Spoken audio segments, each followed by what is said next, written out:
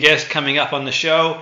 We're going to look at why our hair health could unlock confidence in 2024. So a lot of people now maybe sort of reflecting on their goals and looking to get more confidence through a variety of different ways, whether it's sort of, going out, exercising and other stuff. But now we look at hair health and how that can have an impact. And who better to tell us more than celebrity hairdresser Andrew Barton. Welcome to the show. Great to have you on board.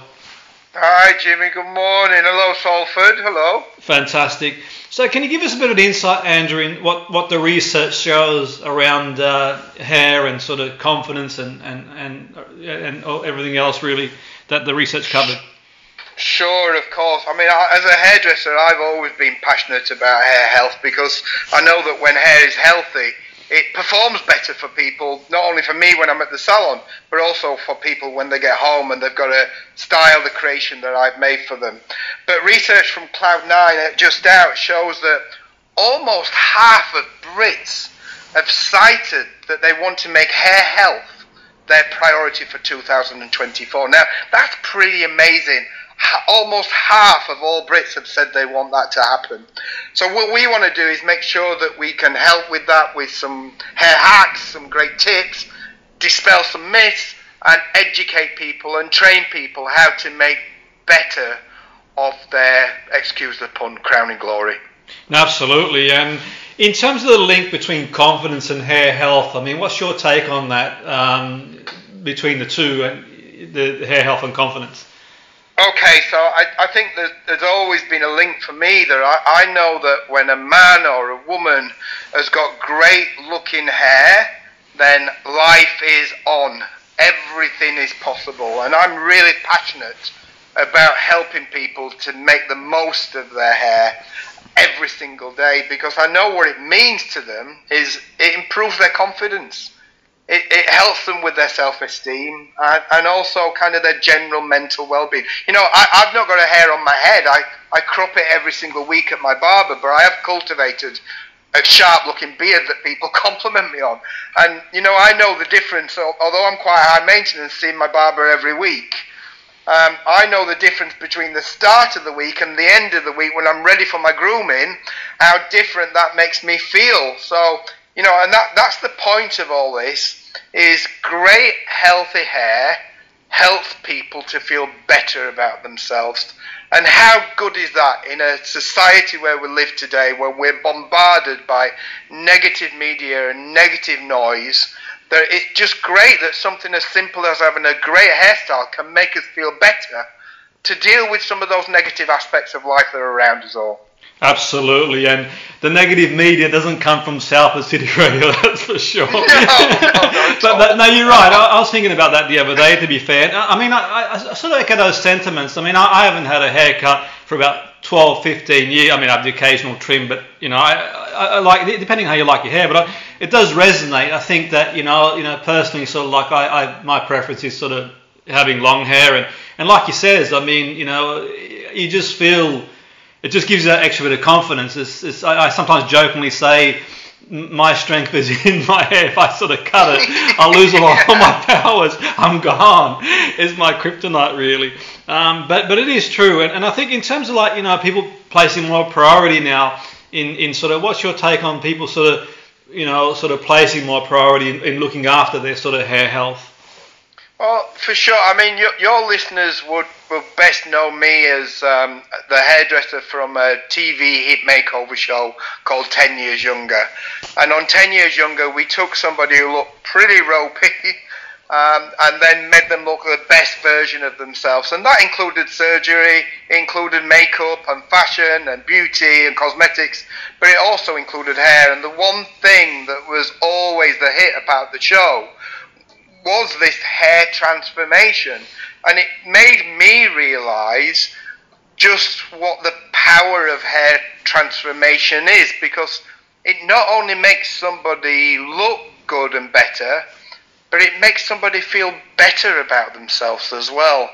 So, I'm all about helping people to feel unstoppable in life and helping them to have the best ingredients to do whatever they want to do with their life and their work and their creativity or whatever it is. So that's all linked to me to having grey hair. It's a bit like, I often think, if you buy a pair of jeans and you get them home and you don't look that hot in them as you did in the mirror in the shop, then you leave them in the bottom drawer and try and forget about it. You can't do that with your hair, and you want your hair to work for you every day. You want to look hot with your hair every single day, whoever you are, whatever age you are. And in all my years of hairdressing, I have never met anybody that said, Andrew, will you make me look dull, boring, old-fashioned, with dull hair? Shiny, healthy hair is the holy grail for everybody, because it means good health, it means vitality. So it's all brilliantly linked together, and it's what I care passionately about. Absolutely, I can see you're really passionate about that, that's for sure, and I think that it's a good place to start, I guess, in terms of anyone, like, you know, I mean, I know sort of, you know, for a lot of people, like you said there, so it's a confidence thing. It's a place that we can kind of start and build from there, I think. But it's easy, I think, as well, you know, for people, Andrew, sometimes to sort of fall into a bit of a rut, really, where you kind of, you know, you let yourself go a little bit. Maybe people like a little bit stressed, or just things get on top of them. Like he says, it could be overwhelmed with things that are going on in the world. But I think, you know, like he says there, I think it could be a good place for someone to start. I'm going to just sort of like, you know, get myself back on track, really. And in terms of like trends for this year, what can you give us a bit of an insight into what the trends are for this year in regards to hair?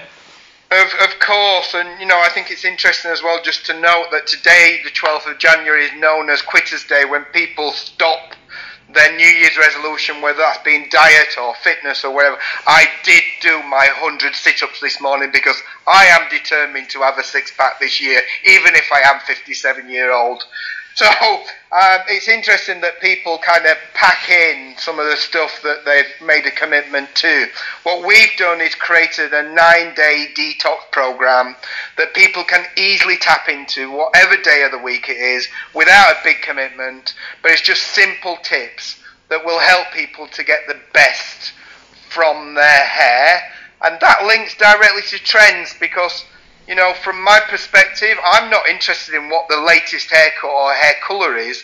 What I'm interested in is people having healthy, shiny, beautiful hair that makes them feel their best. Absolutely. And where can our listeners have a look, you know, at the information on the Cloud9 Detox? Thank you so much. So, Cloud9 9-day detox, and all the information about kind of confidence and self-esteem is all on our website. Go to cloud9hair.com.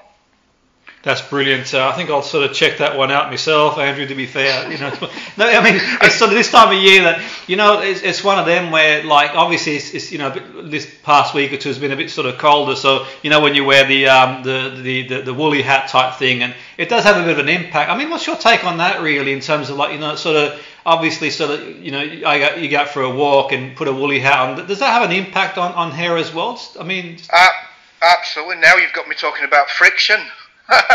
Yeah. Absolutely. I mean, the things that we do around our hair, you know, even just constantly touching it and brushing it as well.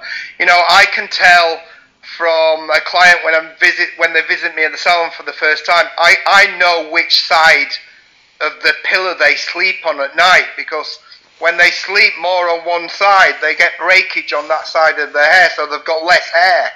So I can tell kind of which, and you know, people are flabbergasted. How do you know I sleep on the right-hand side of my head?